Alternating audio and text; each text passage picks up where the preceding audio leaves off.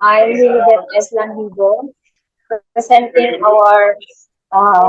initial date of our research paper entitled Sustainability of Gender Mainstreaming in Philippine Agricultural Innovation with a Benchmark. For the introduction, agriculture and women equality are the focus of the new sustainable development goals in the worldwide demand for change, creating a holistic and prosperous community.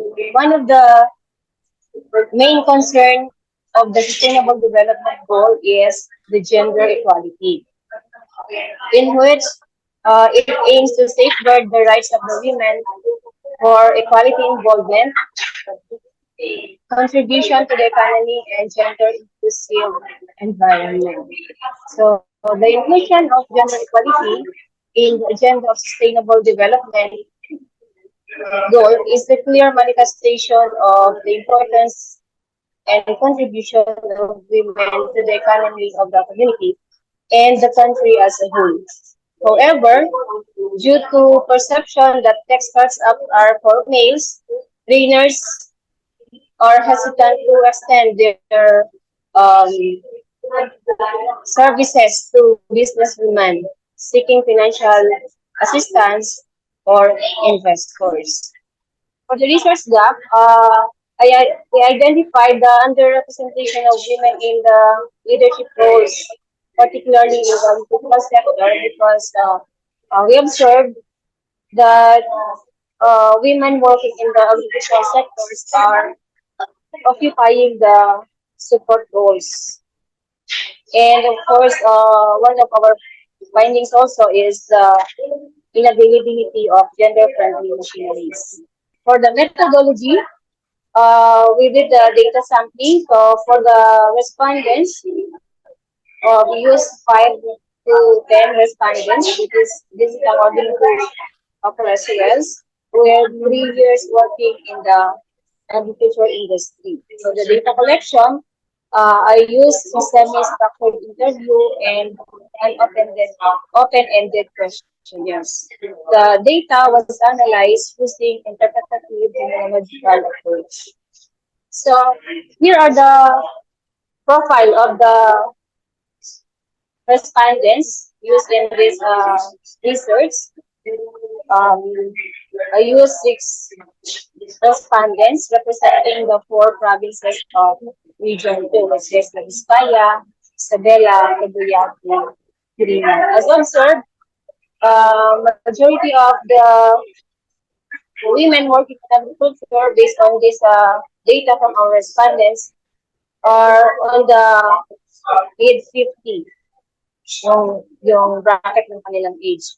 And they are working in the agriculture sectors on the average of 10 to 11 years. And the main source of their livelihood is farming. Although there are 2 participants who has a spouse employed in the government, and the other one is a businessman. So on the result of the study, one of the findings is the availability of the gender-friendly machineries, in which hinders the participation of the women in the agriculture sector because of the requirements of these available machineries in the agriculture sectors. So, result of the interview conducted, the main issue of the women in the agriculture sectors are the physical requirements of these machineries, which exert requires heavy exertion of effort to operate these machineries, plus the ergonomic features of these machineries.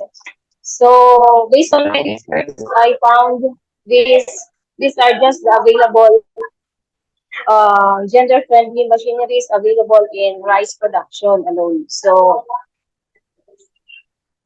these are just the machineries that can be operated by women who are engaged in rice production. The drum seeder, the micro-tiller, the ride attachment hand tractor, the multi-craft flour mill, the pedal type brown rice machine, and the gasifier. So let's take a look at the usual activity of farmers tilling or growing rise in Region 2. So, on the upper portion of this table are the activities of men, which is focused on land preparation, fertilizer application, pesticide application, and harvesting. And as you can see, most of the activities of men in the rice fields are um, conducted or being implemented through the use of machineries, while the activities of women are being implemented manually. So, or if there are available machineries that could be utilized by women for such activity, it's only a portable powered machine or powered machine that limits their capacity or the limits their accomplishment for the day since it's just a portable. So there are variables affecting the demand and priorities in the agriculture sector for women. These are the hindrances, major hindrances that limits their engagement to agriculture. So one of which is the access to credit and finance. So based on my research, most of the women are having their financial credit through non-institutional money lending um, because of the heavy requirements in the banking institutions, or some of them are being declined due to the notions that these women has no assets for their collateral. Next is the inavailability of education and training. Women are deprived of the education and training for the agriculture sectors due to divided roles. They prioritize their roles in the house and in the other aspects. That's why they cannot cope up with the trends or the new technologies for the agriculture, limiting their profitability. Another factor is the labor and time allocation. Some of the activities or activities of women in agriculture sectors are free of labor since it's a support role, especially if they are just assisting their spouses. So this has a great impact on their um, social aspects because their their labor are just being free. And of course, their time allocation.